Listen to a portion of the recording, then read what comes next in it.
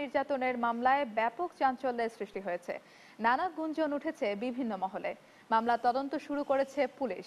সবকিছু নির্ভর করছে ডাক্তারি পরীক্ষা রিপোর্টের উপর। এদিকে রুবেল হোসেনকে এই মামলায় হাইকোর্ট 4 সপ্তাহের আগাম জামিন দিয়েছে।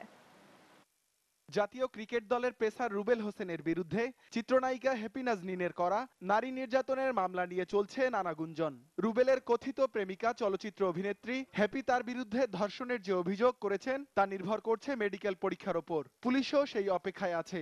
এদিকে মামলার এজাহারে হ্যাপি যে ঠিকানা দিয়েছেন তার সত্যতা পাওয়া যায়নি। এজাহারে উল্লেখ করা ঠিকানায় গেলে জানা যায় হ্যাপি ওই ঠিকানায় থাকেন না। এজাহারে ঠিকানা দেয়ায় ক্ষুব্ধ প্রতিক্রিয়া জানিয়েছেন বাড়ির তত্ত্বাবধায়ক ও বাসিন্দারা।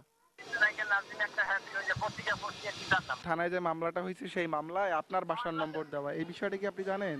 না, আমার বাসার নম্বর দেওয়া এটা আমি জানি।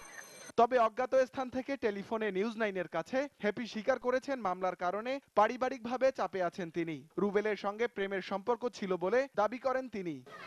আমি এই বিষয়ে কোনো কথা বলতে চাচ্ছি না। আসলে আমি থানা থেকে প্রবলেম আছে, আমি এই বিষয়ে বাসায় কোনো ঝামেলা করাই যাবে না। যদি কথা বলতে চান আমি থানায় আসবো, তখন কথা বলতে পারবো। এই মুহূর্তে বাসায় এসে বা এই বাসায় প্রচুর প্রবলেম, আমার বাসায় আমার সাথে কেউ কথাই বলছে না। এই মুহূর্তে এগুলো খুবই প্রবলেম হয়ে যাবে আমার জন্য, আমি পারবো না আসলে ভাইয়া। তবে পুলিশ জানিয়েছে তদন্তে অগ্রগতি হয়েছে।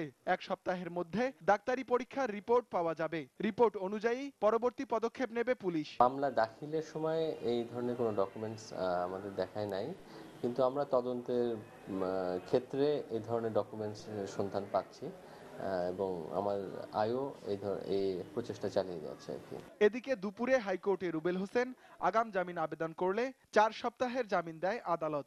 আমরা আদালতে বলেছি এই মামলাটি সম্পূর্ণরূপে মিথ্যা, হয়রানিমূলক। মামলায় যে অভিযোগ আনা হয়েছে তার সঙ্গে রুবেল হোসেনের কোনো সম্পর্ক নাই। আর শিগগিরই সংবাদ সম্মেলন করে নিজের অবস্থান তুলে ধরার কথা জানিয়েছেন রুবেল হোসেন। আমি আজকে অথবা কালকের ভিতরে একটা প্রেস কনফারেন্স করব, আমি তখনই সবকিছু বলবো। রুহুল আমিন, নিউজ 9, ঢাকা।